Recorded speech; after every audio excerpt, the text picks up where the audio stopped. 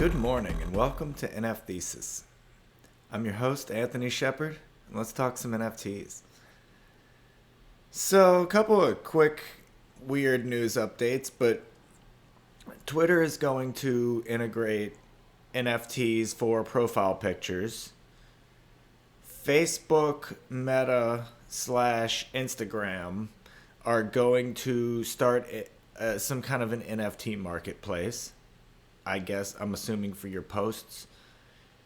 And Coinbase is partnering with MasterCard, so it seems that you'll be able to buy NFTs with credit cards. These are things that I am, if you've paid attention at all, I'm not very excited about these things. These aren't the products I want.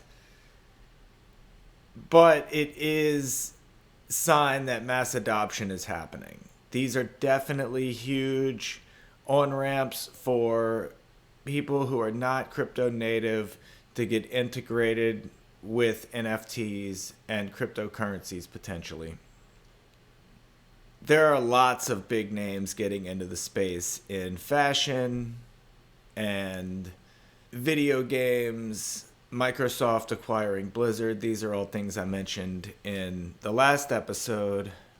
But it's funny because what I really wanted to get into even before any of that stuff was the cool use cases for NFTs in the real world, in the sense of real life artifacts and being able to get one-of-one pieces of clothing, one-of-one toys, potentially like custom pieces in a sense. So what you can do with, say, an NFT or a Mint Pass is have a sale of a piece of clothing. You can have a design for a t-shirt, a sweatshirt, a particular cut of clothing, whatever it may be. You sell it as an NFT, and the cool thing here is that the thing doesn't exist. You sell the NFT, and the person who buys the NFT now has claim to have this thing made for them.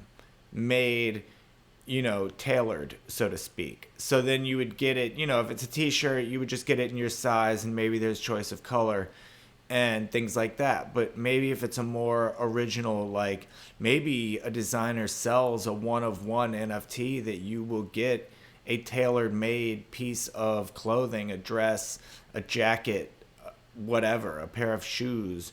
And this is only one-of-one made to spec for you because you got the NFT. Now, of course, it's going to be an expensive NFT, especially if you're talking in high fashion, or even if you're talking in, an up-and-coming designer who chooses to go this route of making very boutique pieces. And boutique fashion, not even just in fashion, but in even like boutique guitar pedals. And boutique was a big thing, in the past 10 years of just having things that are very custom made. The popularity of Etsy and things like that show that there's a market for homemade goods. And I don't mean homemade as in low quality, but homemade as in very small quantities made because they are made by a talented individual who can only make so many pieces at a time and doesn't have a company to back them to hire people to make more of their designs. Or maybe, they just they're not at that scale, and that's okay. But NFTs gives you an avenue to sell one-of-one or a collection in this way where it can be made to order for the person. And that's a really cool unlock for fashion. It's also something that can be done for, say, if you're doing a toy line for a specific, say you're a small animated studio or something like that, and you want to make a toy line for some of your properties, then instead of making 500 toys or 1,000 toys and not knowing if you can sell these plastic artifacts, you make those toys to order on a small scale. Another one is let people make their own toys by providing 3D printable files with NFTs for certain types of things. Like I have seen, I don't know how popular these are, but I have seen NFTs that are like toys in a package type of thing. And I don't know, I've never seen any of those like blow up as far as price or anything. Maybe they're popular, but what if those toys came with a 3D printable file where you could actually print your toy to spec? So there's a lot of cool unlocks with doing one-of-one art in that way and being able to give people,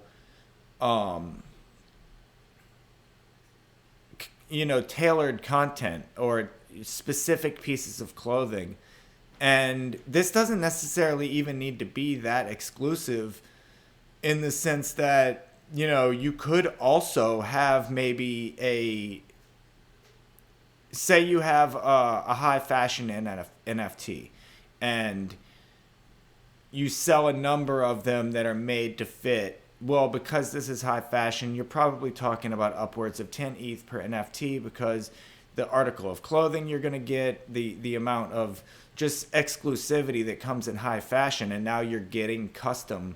So that's going to be a lot of money, whatever that is. Let's not even measure in ETH or dollars. Let's just say that, think about how much store-bought high fashion costs and think about custom-made high fashion. Now, think about having a lower cost option where maybe people are able to buy into an NFT at what would be the store-bought price, but maybe it comes with the pattern. And if you want to, you are able to cut and sew and all these things, you could make your own to fit. And other, even I was saying before about the 3D printable toys. So that still can be, it doesn't need to be exclusive in the sense that you don't have to be greedy with your stuff. So for instance, if you have the intellectual property of an NFT, a Bored Ape, CryptoPunks, whatever it might be, if you have that IP, well, yeah, you can charge a premium for people to use it. And I guess you should do that if you're talking about some company that wants to use your Bored Ape on a beer bottle or whatever. Cool, make some money, that's cool. But you could also just as easily allow people to use that. Or if there was someone who made 3D printable toys, you give that file away for free for anyone to be able to print their toys, even though they didn't buy the NFT. It doesn't have to be exclusive, and that doesn't take away from the value of the original NFT. If anything, it makes it more valuable, because all these people who can now print this toy could say, well, that was because the person who owns that NFT gave that file away. They put it up on a torrenting site, or they put it to download on, wherever. So they could have done it in their Discord channel, where if you're part of their Discord channel, you can just download this file and print your own, whatever. So everything doesn't have to be exclusive. Everything doesn't have to be selfish. And I think a lot of people that don't like NFTs view it because they think, oh, digital files should be free, and to charge for NFTs is unethical because you're charging for what should be free.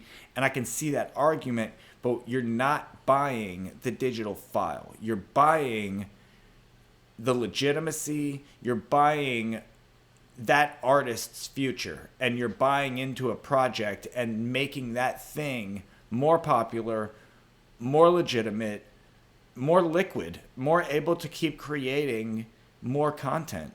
And I think that's the more important value proposition of NFTs, is that you're paying the creator directly. And, just like a great way in which you could take something very exclusive and very expensive and be evil with it, or be good with it, is Martin Shkreli, Pharma Bro. He bought this one-of-a-kind Wu-Tang album, hoarded it to himself, went on interviews saying, I will never share this with the public. No one will ever hear this album, because he's the only one who owned it. He would have clips of him listening to it on his social media just to rub it in people's face. And He owned this one-of-one piece of art and said, I will never share this with the world, because I guess he wanted to prove how bad of a person he is. And on the other hand, he could have been a good person and taken this thing and given it away for free. He could have put up a web, because there was nothing in his contract saying he couldn't do that. He could put up a website and say, here, come download the new Wu-Tang album for free, because as far as I understand, that would have been totally within his legal rights. He wasn't able to monetize it. He wasn't able to sell it, and make a profit off of it. But he could have shared it with the world if he so chose. And we'll see what Pleaser DAO chooses to do with it. I haven't kept up on that. I know Pleaser DAO acquired it. I don't know what their current plans are, but hopefully we'll see a DAO do something good with this real life one-of-one artifact. And I think the same could be said for all art. It's not just NFTs that are original and one-of-one pieces of art that can be used for bad or good. And I think that looking at it not just as an art movement, because I don't know that crypto art is an art movement so much as I would look at crypto art as a business unlock. And I don't think there's anything wrong with saying that. I don't think there's anything wrong. I think a lot of artists look down on business as being this evil thing, but we all need business in order to survive doing the things we love. It's just that business and managers have always been so predatory towards artists, and that's why we have a bad taste in our mouth about this. And I think there's this big disconnect in people's ability to make money off of the things that they love and not feel that there's something wrong with that. I hope that this will unlock some new precedent in how we can approach art and business. And I hope this does unlock for a lot of artists who weren't able to get into any other medium can survive here in a place where we haven't defined exactly what this looks like. And it's going to look like a lot of different things, and it's going to be really cool. So, yeah, that was my talk today. It was just, one-on-one pieces, how we can use it. I'm going to keep this short, but another great thing about the fashion one-on-one stuff is just you don't have waste. With the toys, fashion, even if you were going to print vinyl for music, doing those vinyl to print on a small order, if you have that ability, obviously that's the other part of all this, is you have to have the ability to make small orders. But for people who can make boutique items and small orders, NFTs is a great way to take those orders in advance and have people have a physical, not a physical, but a real indelible receipt.